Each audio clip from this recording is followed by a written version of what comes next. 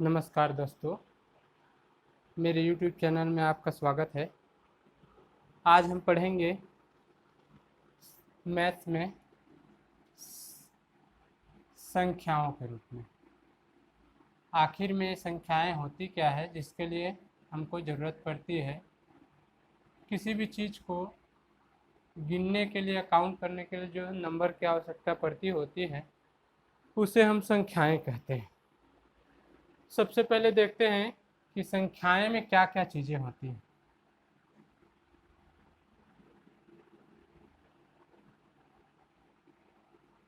आखिर में ये संख्याओं की आवश्यकता क्यों पड़ी।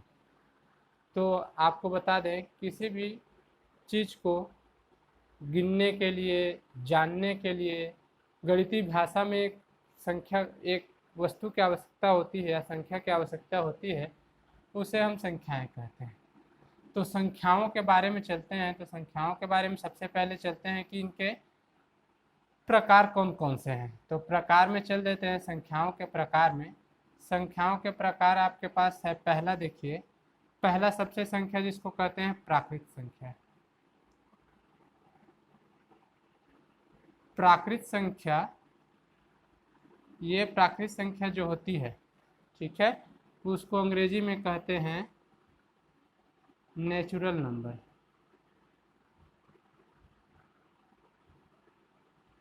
अब ये प्राकृत संख्या जो है, पहला प्रकार है। दूसरा प्रकार इसका, पहला प्रकार है प्राकृत संख्या, दूसरा प्रकार है पूर्ण संख्या।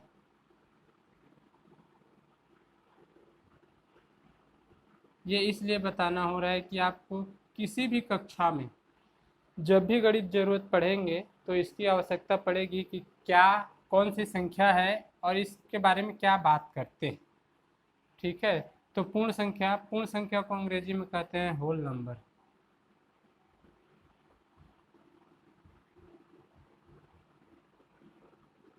ठीक है, तीसरा नंबर है जिसको कहते हैं पूर्ण संख्या, सम संख्या।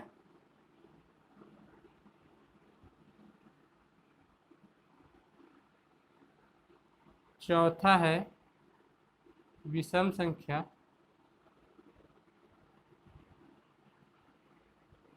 सम संख्या को कहते हैं इवन नंबर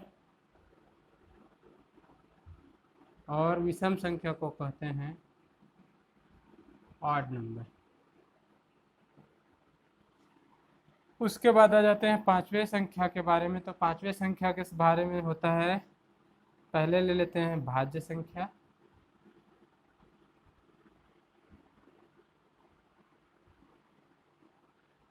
छठ, जिसको भाज्य संख्या को कहते हैं कंपोजिट नंबर।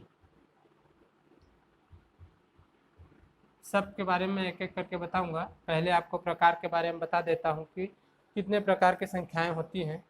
उसके बाद आ जाते हैं, सबसे छठवें में आ जाते हैं अभाज्य संख्या।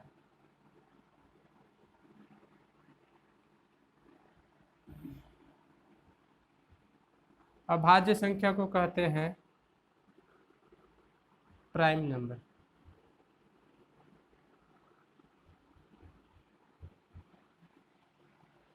इसके बाद आ जाते हैं सातवां जो होता है उसको कहते हैं परिमेय संख्या।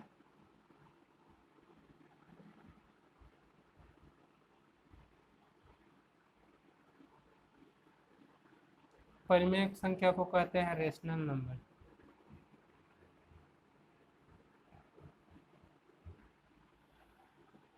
ठीक है, आठवां आता है अपरिमेय संख्या।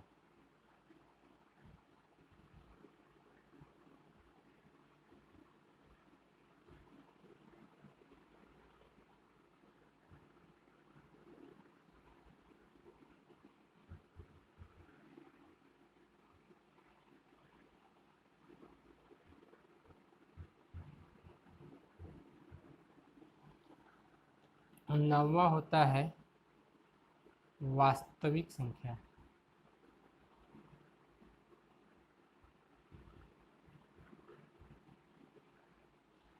वास्तविक संख्या के बारे में हम बता देते हैं, ये परिमेय संख्या, और अपरिमेय संख्या दोनों से मिलकर बनता है, इसे कहते हैं रियल नंबर।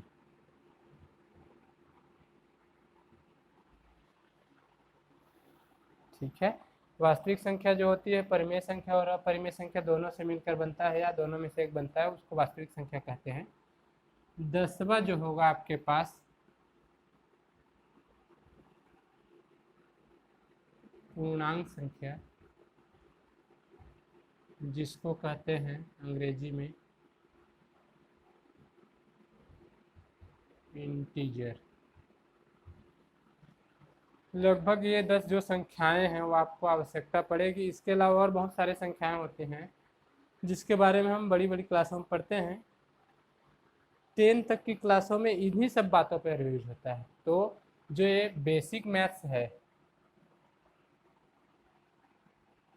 बेसिक मैथ्स है, ये 1 to 10th क्लास के लिए 1 to 10th क्लास के लिए ज़रूरत पड़ती है, क्योंकि ये सब जो है, ठीक है, ये सब जो संख्याएं हैं वो कक्षा 1 से लेकर 10 तक के मैथ्स की पुस्तकों में आपको मिलेंगी। ठीक है। सबसे पहले हम शुरू करते हैं, तो एक एक करके डिराइव करना चालू करते हैं। पहला देखिए प्राकृत संख्या।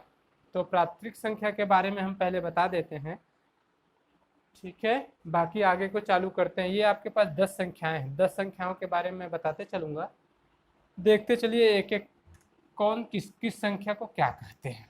ठीक है। तो सबसे पहले चालू करते हैं प्राकृत संख्या में। तो प्राकृत संख्या जो होती है, प्राकृत संख्या में, ठीक है, इसकी आवश्यकता क्यों होती है? तो प्राकृत संख्या में किसी भी वस्तु को गिनने के लिए, किसी वस्तु को गिनने के लिए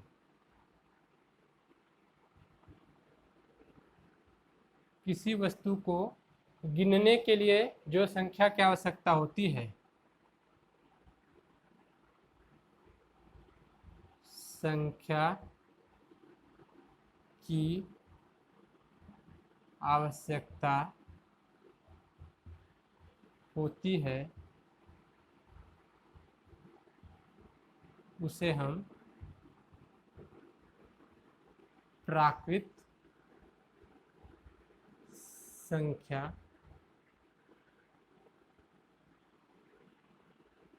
कहते हैं।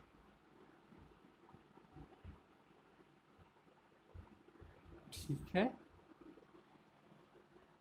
तो पहला जो प्राकृत संख्या है उसके बारे में हम एक बार और बता देते हैं कि किसी भी वस्तु को गिनने के लिए जिस संख्या की आवश्यकता होती है उसे प्राकृत संख्या कहते हैं। क्योंकि किसी भी वस्तु को जब हम गिनते हैं, जैसे कोई व्यक्ति है या कोई वस्तुएं हैं, तो जैसे यहाँ पे कहूँ कि 5 पुस्तकें हैं, तो 5 पुस्तकें हैं, तो हम गिनेंगे कहाँ से? शुरू करते हैं 1 से। तो इसका उदाहरण जो होगा, ध्यान से सुनिएगा, उदाहरण जो होगा प्राकृत संख्या, प्राकृत संख्या जो होगी वो 1 से शुरू होती है, 1 2 3 और जाती अनंत तक है, इन्फिनिटी तक। प्राकृत संख्या 1 से शुरू होती है और अनंत तक जाती है। तो अगर कहें कि सबसे छोटी प्राकृत संख्या कौन है, तो सबसे छोटी प्राकृत संख्या 1 है, और सबसे बड़ी प्राकृत संख्या कौन सी है? तो अनंत है। ठीक है। ये हो गया आपके पास पहले प्राकृत संख्या। दूसरा प्रकार था संख्या का पूर्ण संख्या। पूर्ण संख्या के बारे में हम पहले बता देते हैं कि क्या होता है पूर्ण संख्या, परिभाषा बता देते हैं। तो परिभाषा में, यदि शून्य संख्या को प्राकृत संख्या में शामिल कर दें,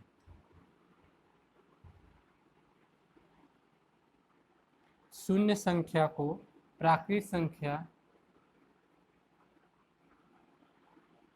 में शामिल कर दें,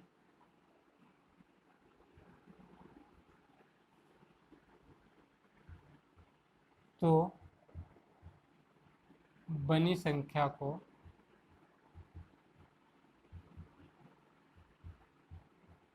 प्राकृत संख्या कहते हैं। सॉरी, बनी संख्या को पूर्ण संख्या कहते हैं।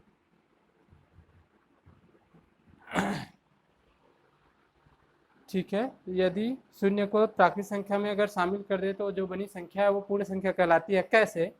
तो यदि उदाहरण कहें तो ये 0 से शुरू होगी, 1 और कहाँ तक जाएगा भाई? इन्फिनिटी तक। अर्थात अगर ये 0 को हम शामिल कर देते हैं प्राकृत संख्या में तो वो कौन सी संख्या बन जाती है? पूर्ण संख्या बन जाती है, जिसको हम कहते हैं होल नंबर। ठीक है, तो प्राकृत संख्या, होल नंबर। तीसरी संख्या के बारे में चलते हैं। तो तीसरी संख्या मैंने कहा है, क्या कहा है? तीसरी संख्या, तीसरी संख्या कहा है सम संख्याएं।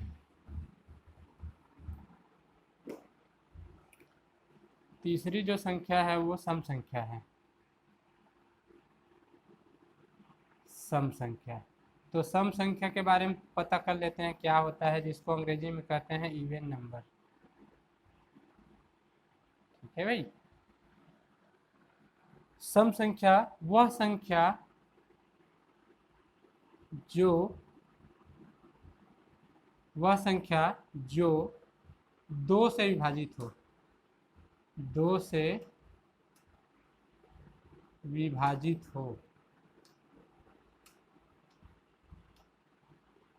सम संख्या कहलाती है। वह संख्या जो 2 से विभाजित हो सम संख्या कहलाती है। तो सम संख्या में आता है, उदाहरण ले लेते हैं। उदाहरण में आएगा कौन सा?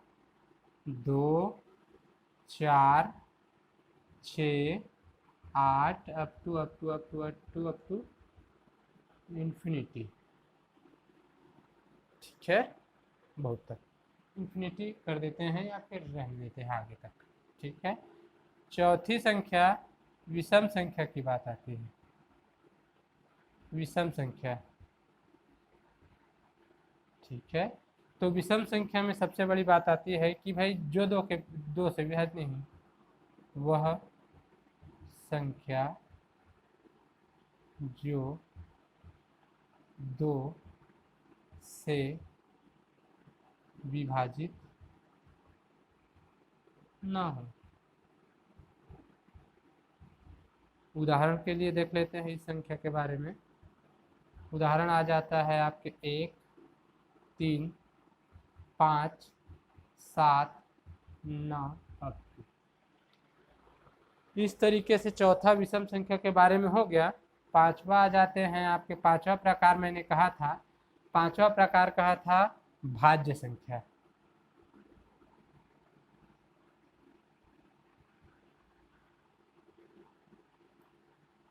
इसको विषम संख्या को ऑड नंबर भी कहते हैं। ठीक है, भाज्य संख्या को कहते हैं कंपोजिट नंबर।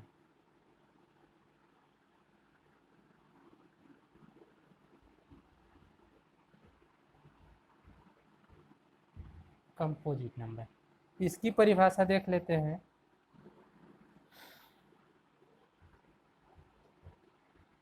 वह संख्या जो एक और स्वयं के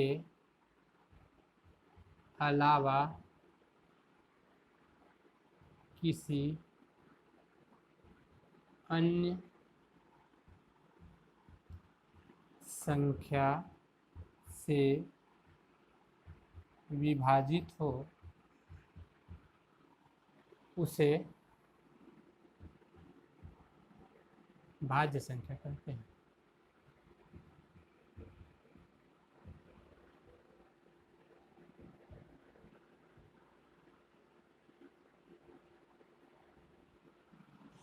वह संख्या जो एक और स्वयं के अलावा किसी अन्य संख्या से विभाजित होता है उसे भाज्य संख्या कहते हैं। जैसे एक और स्वयं के अलावा किस कौन कौन से हो जाता है? उदाहरण में 4, 6, 8, 9। अब देखिए सम संख्या है तीनों, लेकिन ये विषम संख्या है, लेकिन ये भाज्य संख्या है क्योंकि ये 3 से विभाजित होती है, बाकी 2 2 से विभाजित हो रही। तो ऐसे संख्याएं जो एक और स्वयं के अलावा किसी नंबर से विभाजित हो जाती है उसको सम संख्या कहते हैं। ठीक है, अब सेक्टर ऐसा करके चलते जाएगा। ठीक है, इसमें सबसे छोटी भाज्य संख्या 4। सबसे छोटी भाज्य संख्या की बात करें तो कौन सी छोटी सबसे छोटी संख्या है भाज्य संख्या, तो 4। छठवा के बारे में आ जाते हैं। छठवा जिसको अभाज्य संख्या मैंने कहा है, छठवा जो है अभाज्य संख्या। अभाज्य संख्या में हम आ जाते हैं, तो अभाज्य संख्या में सबसे पहले क्या आ जाते हैं, अभाज्य संख्या में देख लेते हैं, ये भाज्य का उल्टा होता है। भाज्य का उल्टा मतलब क्या हो जाएगा, वह संख्या जो केवल एक और स्वयं से विभाजित हो, स्वयं से विभाजित हो। जो वह संख्या जो केवल एक और स्वयं से विभाजित होती है उसे क्या कहते हैं, हम अभाज्य संख्या कहते हैं। ठीक है, इसको प्राइम नंबर कहते हैं। अभाज्य संख्या या क्या कहते हैं उसको, प्राइम नंबर कहते हैं। एग्जाम्पल देख लेते हैं, उदाहरण। तो सबसे अभाज्य संख्या क्या होती है, सबसे छोटी अभाज्य संख्या 2। ध्यान से याद रखिएगा, 2 एक ऐसी संख्या है जो अभाज्य संख्या है लेकिन सम संख्या है। ठीक है, 2 एक ऐसी संख्या जो अभाज्य संख्या होते होते भी ये सम संख्या है। 2, 3, 5, 7, 11, 13 एक्सेट्रा। तो आपको मैंने सबके बारे में बता दिया, प्राकृत संख्या, पूर्ण संख्या, सम संख्या, विषम संख्या, अभाज्य संख्या, भाज्य संख्या, इतने के बारे में बता दिया। अब आगे चलते हैं, तो आगे में आ जाता है आपका परिमेय संख्या। 7वां है परिमेय संख्या। परिमेय संख्या क्या होता है, अब ये परिमेय संख्या आप जनरली पढ़ेंगे क्लास 5 के बाद। परिमेय संख्या के बारे में पढ़ना होगा, तो 7वां प्रकार है परिमेय संख्या के बारे में पढ़ते हैं। तो परिमेय संख्या जो होगा, परिमेय संख्या जिसको कहते हैं rational number, rational number, national number होता है। तो देखिए ध्यान से, प्राकृत संख्या, देखिए सबसे पहले परिमेय संख्या की परिभाषा लिख लेते हैं। ठीक है, तो वह संख्याएं जो P और Q के रूप में लिखी जाए तथा Q बराबर 0 ना हो, वह संख्याएं जो P और Q के रूप में लिखी जाए तथा Q does not equal to 0 हो, और